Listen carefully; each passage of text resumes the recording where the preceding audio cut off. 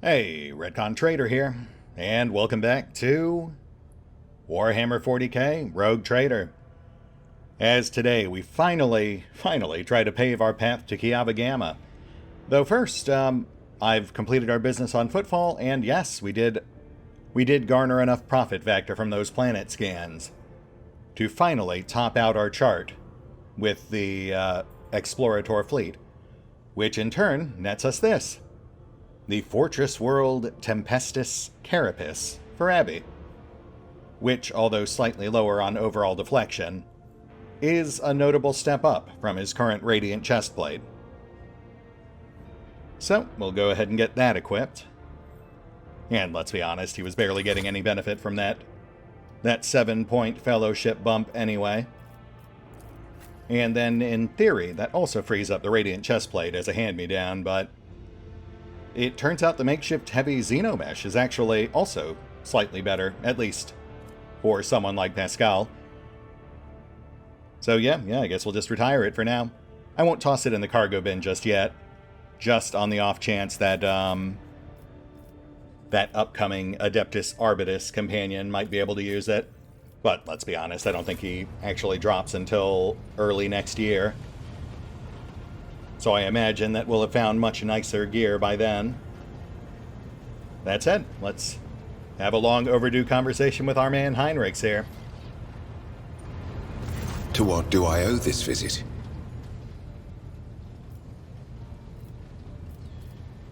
Heinrichs, we're setting our sights on Kiava Gamma next, so given your expressed interest in joining me on that particular mission, the thought does occur that we should probably get to know each other a bit better. Your powers, for example. I know you're a psyker, but what can you actually do? The Lord Inquisitor was most insistent that I master the discipline of Santic Demonology. I use my faith and my power to crush the enemies of the Imperium. Servants of Chaos tremble at the sound of the Emperor's name, uttered by my lips. I am also a skilled biomancer. I can manipulate bodily processes. Sometimes I resort to those skills in the course of my work, when it is necessary to make the subject of an interrogation more cooperative. Right, because as we all know, people who are being tortured are known for giving reliable and trustworthy information.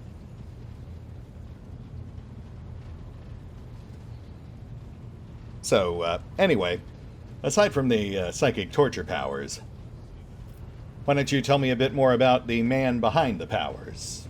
Who is Heinrichs? Where do you come from? Help me try to humanize the Imperial interrogator that haunts my bridge. I'm usually the one interested in the pasts of those around me, not the reverse.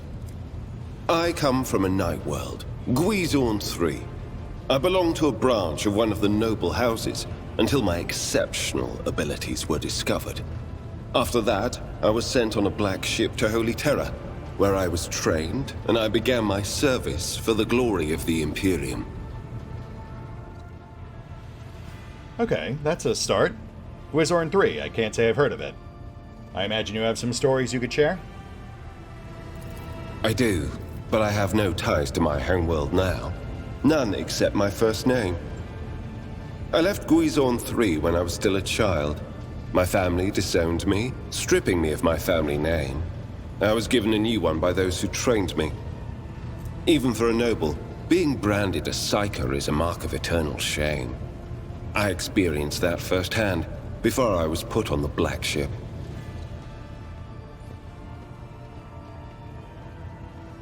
Oof, disowned by your family, that's rough. Related to your powers, I imagine. Like many psykers unaware of their curse, I found out when a strong emotional reaction triggered an involuntary response. My great-aunt had a pet grink. One day, it bit me, and I boiled it from inside out. And when my great-aunt slapped me for what I'd done, I boiled her too. Heinrich falls silent and looks away. Yeah, that seems suitably grim. Not particularly unusual for this specific setting. And yet, we haven't had any incidents since you've come on board. Far less than our other resident psyker. It seems like you've found other ways to let off steam. When I arrived on Holy Terra and was tested, I was found to be suitable material for becoming a sanctioned psyker, able to bend his curse to his own will. I can assure you that the adepts of the Astra Telepathica were right in their assessment. A black ship, you say? I have to imagine yours was run better than the one we encountered. I mean, it must have been. You're still alive and not a formless blob of flesh. I hesitate to ask, but any anecdotes there? Picture a vast prison ship, filled with frightened, angry psychers who can't control their abilities and who have just lost their homes and their families. Some of them were children and adolescents like I was. Some were monstrous creatures who no longer had the right to be called human, or psychopaths who reveled in their impure powers. Heinrichs falls silent for so long, you begin to think he won't continue. Once, when one of the miscreants broke free, those in command simply depressurized the bay and got rid of the culprit, along with the prisoners and crew tainted by him. But even after that, I heard the echo of inhuman suffering and terror that filled that part of the ship. It grieves me to recall that episode to this day. Oh, that's delightful. I'm sorry I asked. But you know what? Again, on par with the setting. So what? Then they sent you to the Inquisition? No. First, I was accorded the status of a psyker fit for service in the Imperial Guard, where I then spent several years. It was only afterward that I became an agent of the Golden Throne. Heinrich stops there, clearly not intending to elaborate further. A former Imperial Guardsman. Okay, well there's a point of commonality. I served too. Logistics and sharpshooting. Though, obviously it didn't stick. Just life, right? Funny the places it'll take you.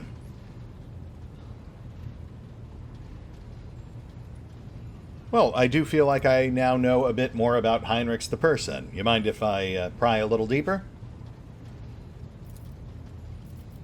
Heinrichs nods, wordlessly. Wait, does that mean you do mind, or you don't? So, how long have you been with the Inquisition? Since the day of my initiation as an acolyte. So, decades. How many real years it's been, it's hard to say. When I return from a journey through the warp, I often discover that much more or much less time has passed in real space. Yeah, I hear that. Service to the Emperor does tend to keep one moving. Though I'd imagine you more than most, right? The Inquisition does seem to get around. Indeed. I have visited many of the places brought to the Emperor's light, and those sullied by the filth of the archenemy.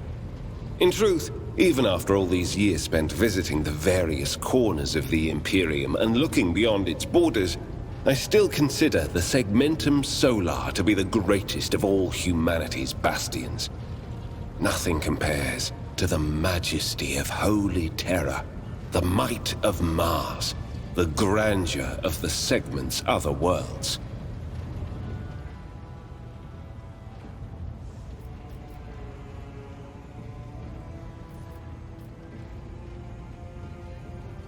Is that so?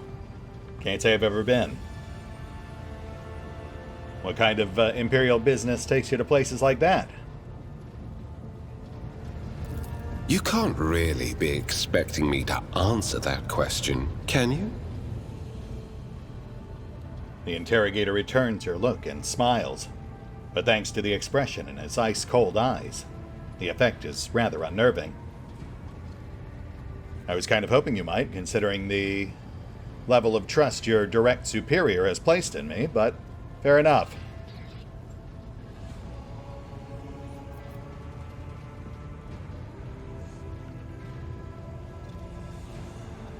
You know, I can't help but notice that you seem a mite bit young to be as well-traveled as you've implied. The first step for biomancers such as myself is to take control of the processes of their own body, including aging. I've endured innumerable hazards in my work. If I allowed every trace of them to remain, I would look completely different today. Heinrich smiles crookedly. Well, hey, there's a perk. I mean, I'm not trying to make light of the perpetual threat of insanity or corruption, but there are plenty of folks out there who've paid a whole lot more in pursuit of eternal youth. Mind if I ask something else? Gladly. So, back to your work with the Inquisition. Obviously, you're not Lord Inquisitor Calcazar's only acolyte, right? Doesn't really seem like the type to put all his eggs in one airlock. Of course not. The Lord Inquisitor's entourage comprises dozens of people. The best of the best. Experts in various fields and disciplines. Some of them I know personally. Others I have never met. Best of the best, you say? To be honest, I'm not even certain that the people I know are still alive. I used to work with other acolytes of the Lord Inquisitor, but in the Coronis Expanse, I have been working alone. Heinrich's expression becomes pensive, and he seems to look through you to something beyond. Ooh, I wonder if we'll have to try to track down some of the other missing acolytes. That does seem inevitable.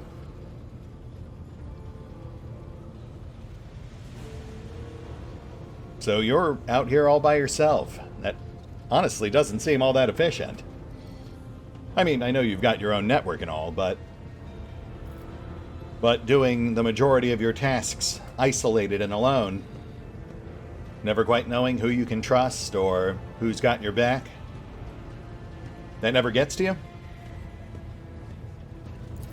I rarely have the time or the opportunity to think about it. Heinrich shrugs vaguely.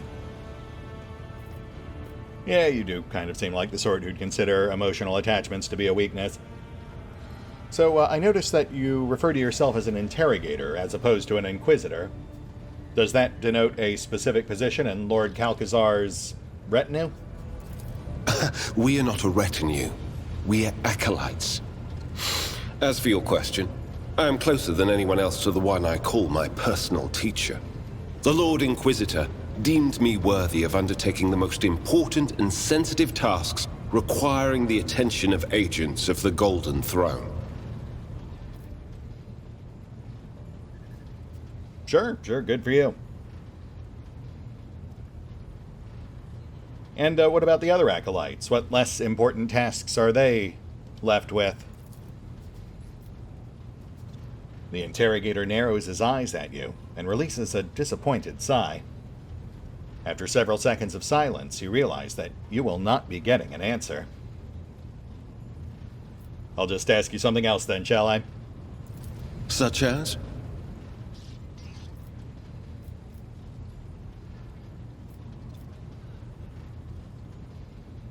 The cult of the Final Dawn, the ones who killed my predecessor.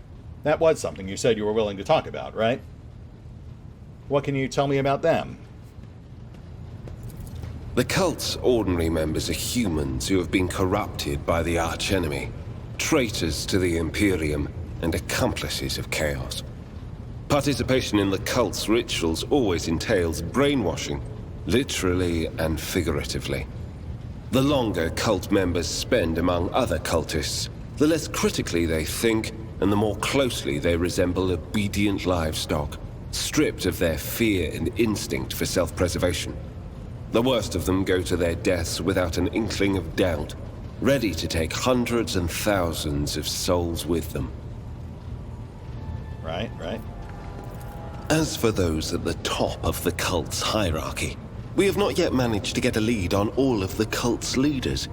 I imagine that some of them are hiding in the depths of the Coronis Expanse, but those who are orchestrating the fanatics on nearby worlds are hiding very well indeed, or receiving protection from above.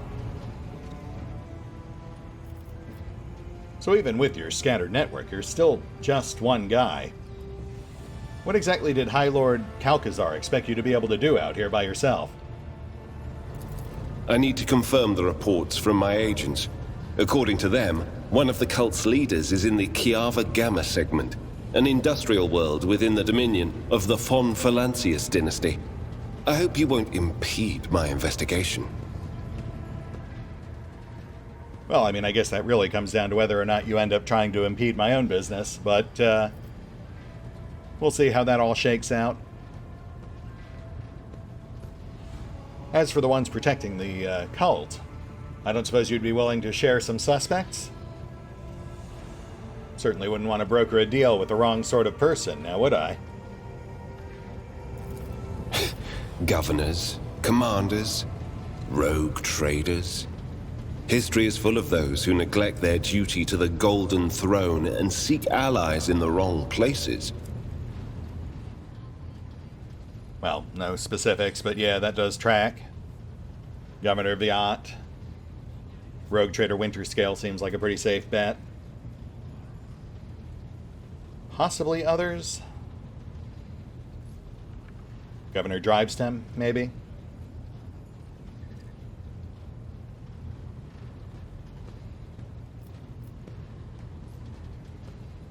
So, just out of curiosity, exactly how long have you been following this cult? We discovered the first traces of it as soon as we arrived in the Coronis Expanse. Since then, the more we learn, the better we see just how far the roots of this blight extend. Destroying individual cells is pointless. We must cut this beast off at its head. Fair enough. Can't really argue with that. Alright, Heinrichs, I think I've heard enough. Thanks. Let's move on. As you wish. And then aside from that, we're mostly just left with an assortment of options that very thoroughly remind me of why we have not talked to him prior. Alright, Heinrichs. Well, go get yourself ready. We've got Kiava Gamma on the horizon.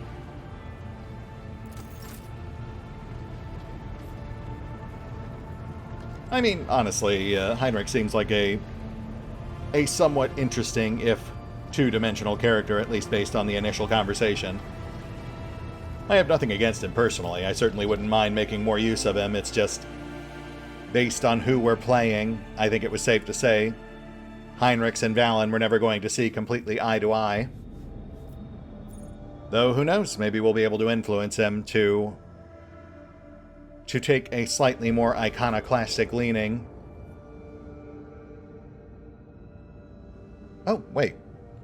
What's going on over here? Techno-pogrom. Oh, interesting.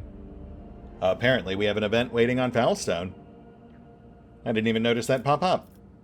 Okay, fair enough. Yeah, well, that's right on the way, so I see no reason we can't knock that out en route.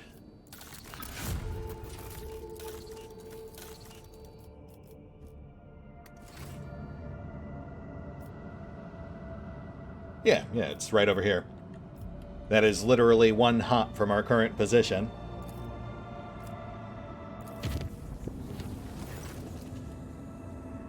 That night, the Lord Captain and some of his crew were awakened by beautiful music. The sound seemed to caress their very minds, until they realized that the source was their own bodies.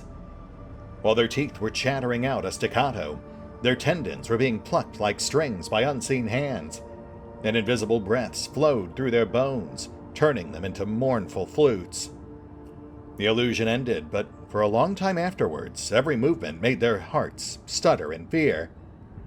Was the orchestra about to strike up once more? Ooh, a literal dance with death. That's certainly noteworthy.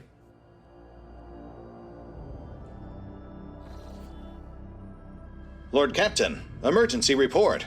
The augurs have detected several void ships slowly encircling us. Our requests for this pursuit to cease have been completely ignored, but an unmanned vessel has been dispatched in our direction, broadcasting only 2 words: Gift and Haydari. Oh my, okay. Exalted One, incinerate these void jackals. What does it mean? Jai's agitated voice comes on the Vox channel.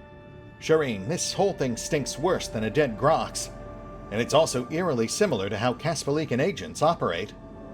With your permission, I would like to see what kind of gift those tight-lipped ashmags have sent me. The Voxmaster patiently awaits your instructions, flipping switches and occasionally emitting crackling static from her integrated Vox systems. Any hints on who we're dealing with here? What can the augurs tell us about those ships? A frigate and 4 raiders, Lord Captain. No identifying marks, so they're probably pirates. Although, the Augur Master reports that they are well coordinated, more so than your typical void rabble.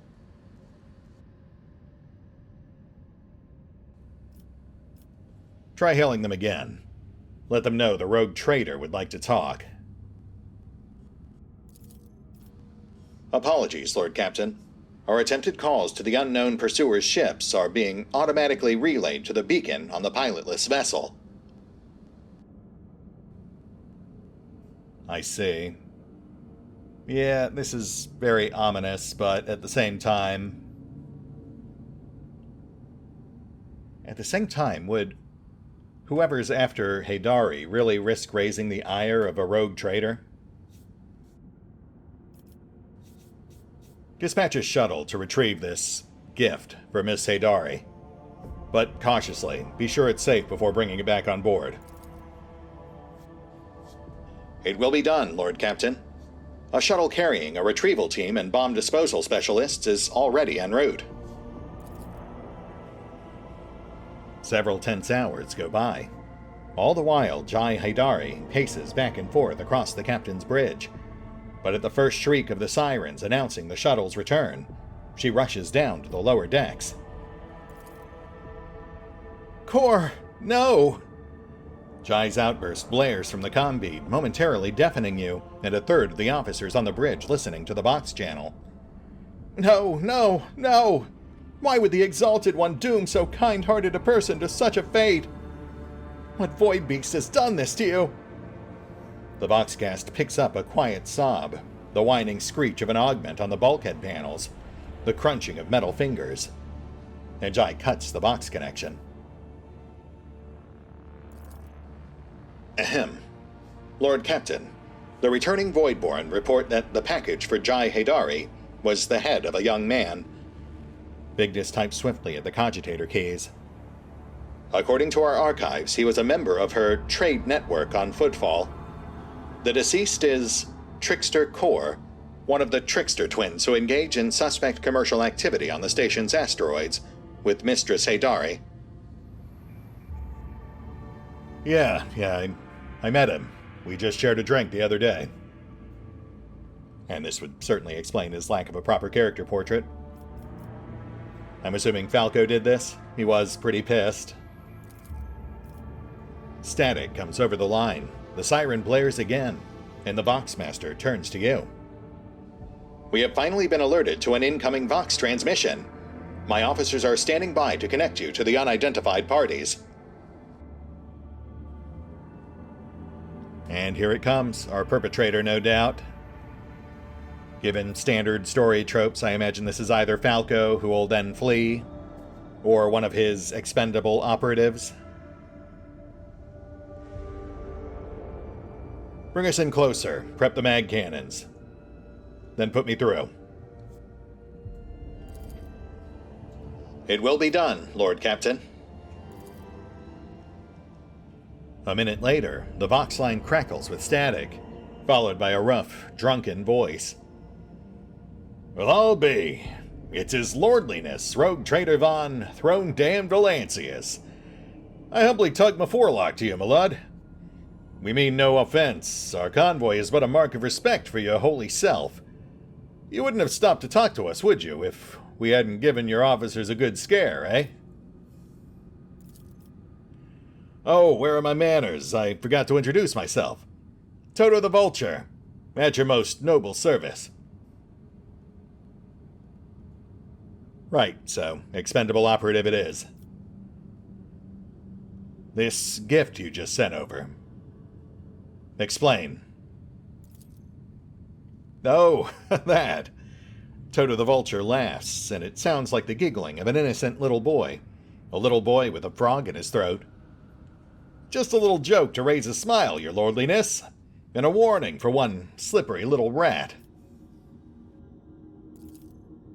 You see, a little bird told my boss that the rat I'm after is on your ship. And we're the best rat catchers this side of the maw, your trader ship. So we're ready to take that problem right off your hands. All you have to do is put Jai Haydari on a pod and send her straight to the coordinates we'll give you. My boss has been after her a while, and he's generous to those who help him. You're no vulture, Toto. You're the worst kind of ashbag. A voice just as rough as Toto the Vulture's bursts onto the Vox channel. Tell me, you son of a grox and a void jackal, who sent you? And the critter runs right into the trap. The Vulture chuckles hoarsely. I'm afraid I can't reveal his name. I mean, it's gotta be Falco, right? I can't imagine Vladane Tokara would risk raising my ire not after I saved Footfall.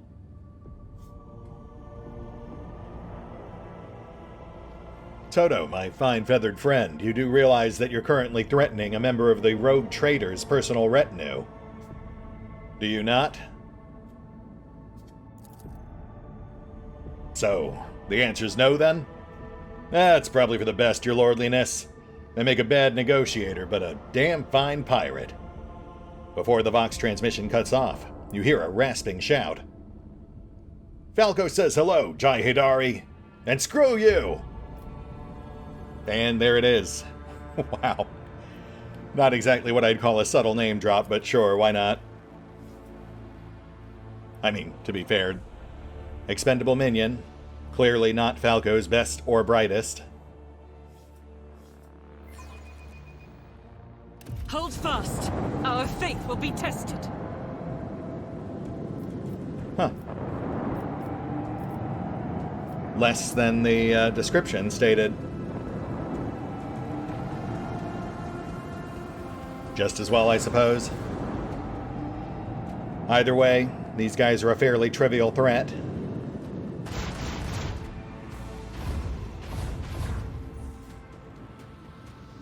Let's take him out.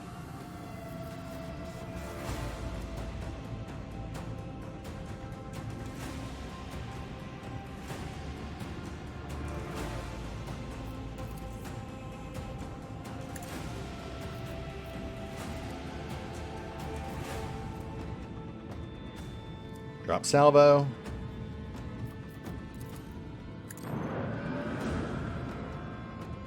And we'll try to kind of curve hard right, hit him with a full Death Blossom.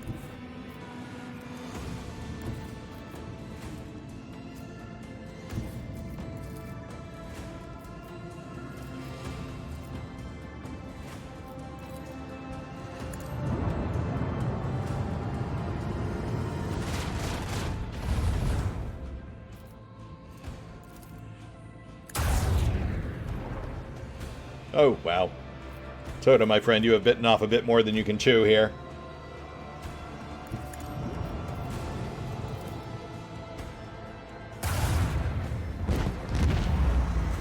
Alright, carry on, my friend. As for the rest of you...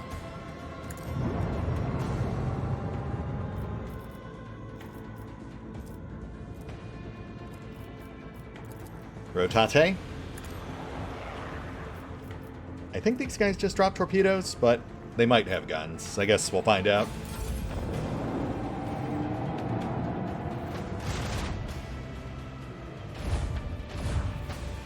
Okay, well that answers that.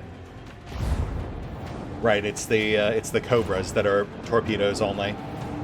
The Vipers actually have some guns to back it up with.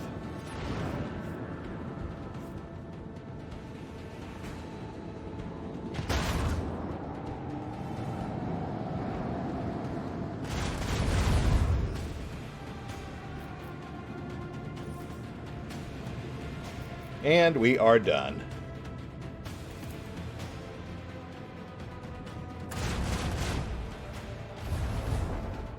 Oh, wow, yeah, you guys had no idea what you were getting yourselves into here.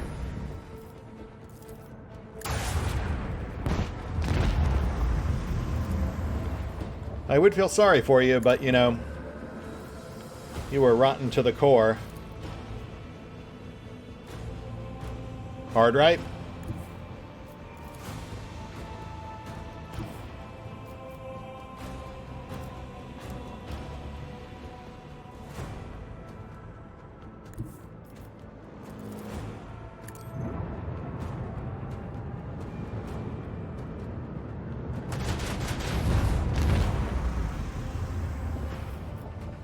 And in theory, I think this should put us just outside the arc for both of these torpedoes.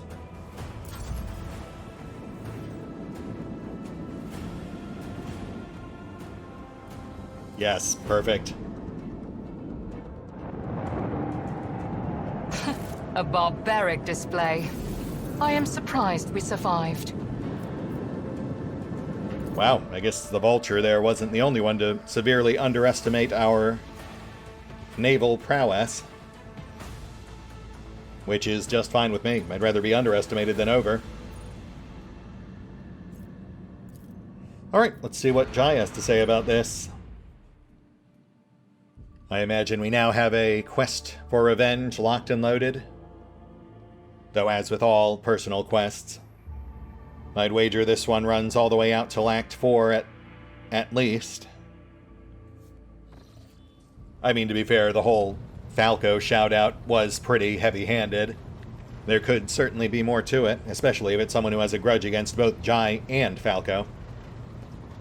Vladame, or perhaps some other mysterious figure from her past. Her former teacher, perhaps, the one she name-dropped but insisted had been killed by orcs. Jai, sorry about your friend Kor. And I really wish I could express my sympathies without making light of his death.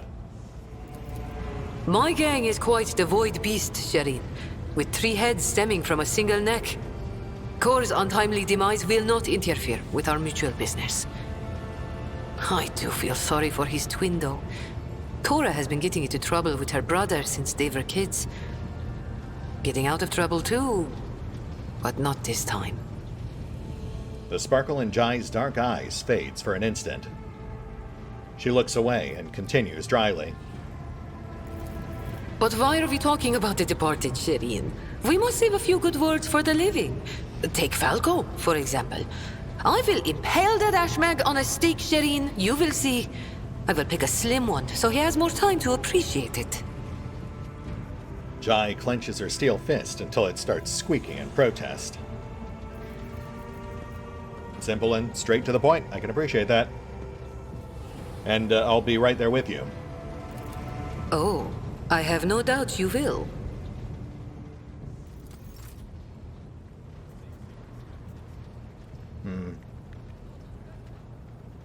I mean, it can't be as straightforward as they're making it seem. There has to be more to it than just that.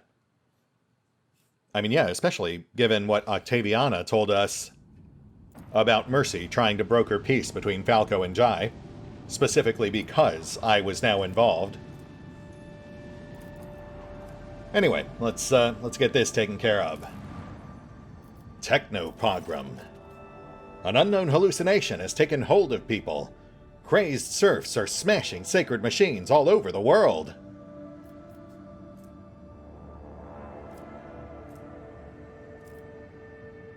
Okay, well, if we punish people for destroying sacred machines, we have no net loss, so I'm not really seeing a downside here. Though it would be nice if we could actually investigate the source of those hallucinations. Blood washed away all trace of the shameful revolt. Okay, well, I guess that's that. Gotta say, that was pretty low revoltage as far as electrifying events go. So yeah, I don't think we suffered any real penalty there. We just came in, told them to knock it off, and that was that. Interesting.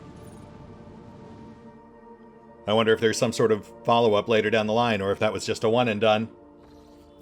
But regardless, on we go. We'll hop back over to Dargonis, lay down our path to Kiava Gamma, and I believe we should then be able to... Oh shoot, wait, do we not have, Huh. I could have sworn I had laid down direct routes to all of our colony worlds. Though I suppose it is just a 2-hop. Maybe I felt it was wasteful.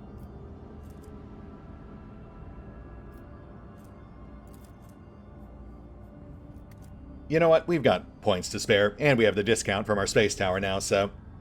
Yeah, let's go ahead and, create a more direct route. That'll simplify things in the future, and, you know, narratively it just makes sense.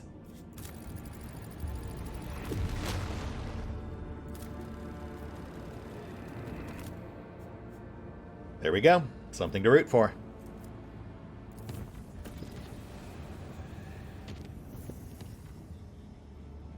And now... Oh, wait. Really? Well, how's that for timing? Looks like we have an event waiting here in Dargonis as well. Albeit one that sounds like it might be, hopefully, a bit more beneficial.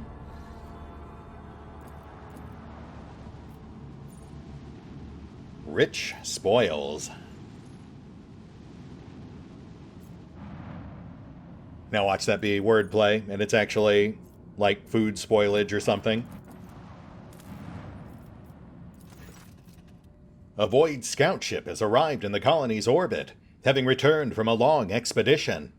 Their hold is filled with trophies, and their Promethium tanks are nearly empty. Oh, okay. So it's a trade opportunity. We could trade profit for Xeno artifacts, but I feel like we're okay there. We don't have any outstanding projects that require them. Or we could sell them 2 Promethium for 3 profit factor. That's actually not bad at all. Especially considering how much Promethium we have in the tank. It is a bit weird we can't do both. The explorers of the unknown paid well for the Promethium and departed. And then, of course, there was also that third option, but I'm going to guess that was tied to Dogmatic or Hereticus. I suppose I could have checked, but kind of moot considering we didn't meet the requirements regardless.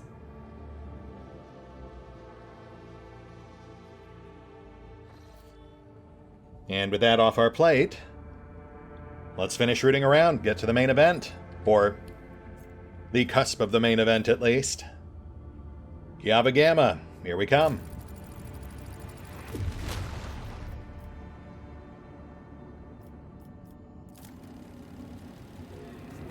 And then, yeah, we'll clear the rest of those sectors on the way back.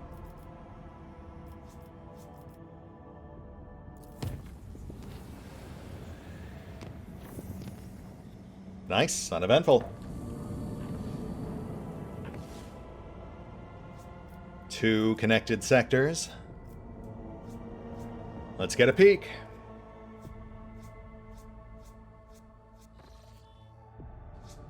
Lord Captain, according to telemetry, we are in the system of Kiava Gamma, the main industrial world of the Von Valancius dynasty. However, our astropaths report that attempts to contact Governor Gaprak have been unsuccessful. But wait, The Voxmaster is silent for a few seconds.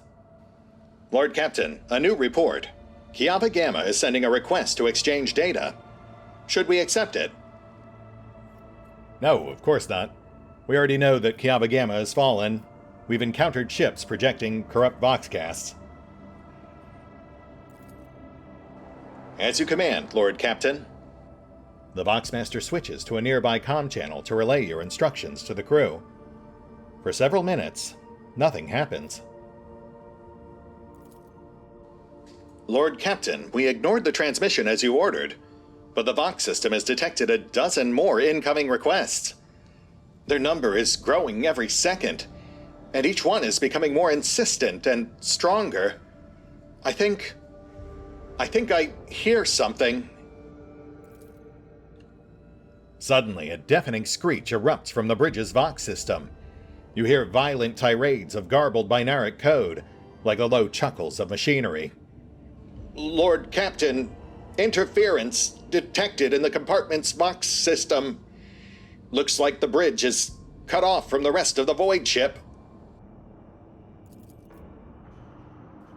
Sector Coronis Expanse. Region Cineris Maleficum. Location Cranach. Material Pict report on events on the bridge on approach to Kiava Gamma. Recorded by Servo Skull Watcher 16.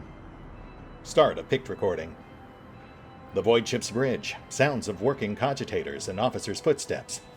The everyday scene is interrupted by an ear-splitting beeping sound, followed by lumens going out. In the dim glow of candles and emergency lights, one of the officers, in frame, cries out. Another falls to her knees, clutching her head. Over the beeping of Voxes, shouts can only just be heard. What's going on? The doors are locked. We've lost contact with all compartments. One of the bridge officers turns to the throne. Lord Captain, the Vox stations are malfunctioning and overloading the system. None of our outgoing transmissions are getting through. The incoming ones that do make it are distorted beyond interpretation. The Lord Captain gives the order to continue sending orders from the bridge and request status updates from the other compartments. The officer salutes and hurries over to the bridge Vox system, to the Voxmaster, who is leaning over her station. Moments later, a cry of surprise. Lord Captain, our transmissions are being distorted as we speak. Depressurize the lower bays. Execute adepts of the machine cult. Disable the life support systems. If even one command got out... Valen gives the order to... given the severity of the corrupted orders being sent, I feel like shutting the whole thing down is our best bet. Yeah. The Voxmaster nods curtly and connects the tangles of cables coming from the back of her head to the main Vox station. Spirit of the ship, I beseech thee, shield us from this peril, and allow not the heretical signals to pass. Vigdis enters one command after another. The station groans, shrieks, and sparks under her fingers, and a shock passes through the wires. Blood drips onto the control panel, and Vigdis lets out a grinding cry, but does not relent. A few moments later, she crumples. The signals have been blocked. Then she falls unconscious. Scrap code. The voice belongs to the on-deck Exsellsior, who's turned to the Lord Captain from his station. We've been attacked with scrap code, a tech heresy designed to corrupt machines. The transmission received from the planet was infected with this taint, and it is now running through the ship's veins. Omnissiah preserve us. The Void-born officer appears before the Lord Captain once more. Whatever it is that's attacking us, we have a backup procedure that can circumvent the Vox barrier. In the atrium leading to the bridge, there's a terminal for an isolated system that might still be A loud pop. The pipes over the officers' heads burst, and a blast of hot air flings the Voidborn away from the Lord Captain, his body slamming straight through a cogitator panel. The picked frame spins uncontrollably. The servo skull was jolted by the gust. The picked recorder fogs over, the Vox picking up the crackling of electricity and a death cry. "Gas on the bridge!" a junior attendant shouts and instantly doubles over, inhaling the poisoned air. The rogue trader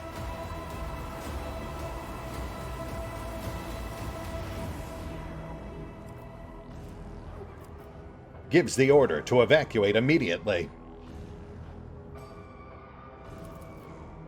The rogue trader personally oversees the evacuation. "Bring the plasma cutters! Get the wounded to the exit!"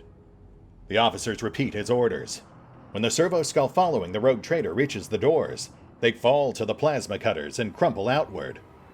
The rogue trader is the last to leave the bridge. Leaning on a support beam, the rogue trader takes several deep breaths, trying to flush his lungs with air. Then he straightens, smooths his uniform, and heads towards a goal known only to him. The servo skull follows. The atrium is in a state of panic. Silhouettes skitter about in the dark hall, illuminated only by the flickering of emergency lumens. Curt orders and someone's feverish words of prayer can be heard. Having lost all communication, the beheaded ship is writhing in agony. It takes a while for the Lord Captain to find the cogitator mentioned by the fallen officer. The panel of the isolated terminal is riddled with cracks and bloodstains, and on the floor by the terminal, a tech priest is lying in a heap, with his head smashed, and technical liquids mixed with blood oozing out of his ports. The Lord Captain, after considering his many options, decides to access the terminal. The rogue trader rips the power key off the tech priest's mechadendrite and opens the cover on the terminal, sparks flying into his face, but he is confident in his manipulation of the tangled wires and clanging levers. After replacing the cover and ensuring that the system is restored, the Lord Captain brings up the required data on the screens. Currently, the most frightening situation on the ship is in the arsenal. Some of the distorted commands, despite the bridge's best efforts, still made it into the compartment, and the lower-ranking technomats complied by raising the temperature inside the ordnance depot. The heat is about to hit critical levels, and the shells are going to explode, blowing the arsenal and the neighboring compartments to smithereens. The Lord Captain knows where help is needed most. He decides to treat this as he does any canon event, and handle this himself. When the Lord Captain and the officers he gathered along the way reach the arsenal, the servo skull's ocular lenses instantly fog over. On the box recording, the rogue trader issues commands calmly and succinctly. Execute those responsible for carrying out the asinine orders that came from the bridge, and get the compartment sorted. The 3 technician teams immediately head to the overheated reactors, and the privates to the warhead transporters. An hour later, the situation is back to normal. The walk to the bridge is uneventful. The crisis is past. Although wounded and crippled, the ship nevertheless is returning to its normal operation. Life on the bridge is as bustling as ever, even though the people are surrounded by destruction. The senior officers have the situation under control, and the people have been organized. The emergency crew have already finished repairing the pipes. The technomats are setting up cogitators and consoles, and the healers are bagging up what few corpses there are and examining the wounded. By the comm station, the rogue trader runs into the Voxmaster. "Praise the Emperor, you're in one piece, Lord Captain. The situation on board is satisfactory. I was just in the middle of setting up comm channels. Soon, all the Voxcasters will be fully operational." Another man appears in the pict frame, a junior officer, completely out of breath, carrying a heap of scrolls. The Voxmaster nods at him. "Ah, here are the reports, Lord Captain. If you find yourself able to return to your station, I can immediately give you a rundown of the state of affairs on the ship." End of pict recording. "Lord Captain," the Voxmaster's voice is quivering with exhaustion, "the situation has been brought under control, more or less. It will take some time to eliminate the consequences of the attack completely, but the vessel is capable of motion. We may even be able to conduct a warp jump if you feel we should leave the system. Allow me to bring you up to date. Fortunately, the bridge suffered only minor losses. The reports mention only a few casualties that have already been replaced. Kiava Gamma went silent after transmitting the harmful signal. I will refrain from sending inquiries to the industrial world to avoid a second attack. I am afraid we have exhausted our options for remote analysis. More information can only be obtained by closing the distance, or even sending an away party to the planet's surface. The box clicks as Heinrich joins the channel. The time has come to remind you about our agreement, Valen. I must be present in your entourage during your expedition to Kiava Gamma. I am counting on your cooperation. The crew is awaiting further instructions, Lord Captain. And there we go. Slightly bumpy ride, but we've got our foothold in Kronach. Holding steady just outside Kiava Gamma. And obviously there's more for us to do here, but I also need to finish Heinrich's respect, so this does feel like a good place to call it. That said, we'll hit the pause button for now. I will take care of that off screen. And we'll pick up here next time, as we canvass those planets, contend with that fleet, and touch down on our tainted tech world. See you then.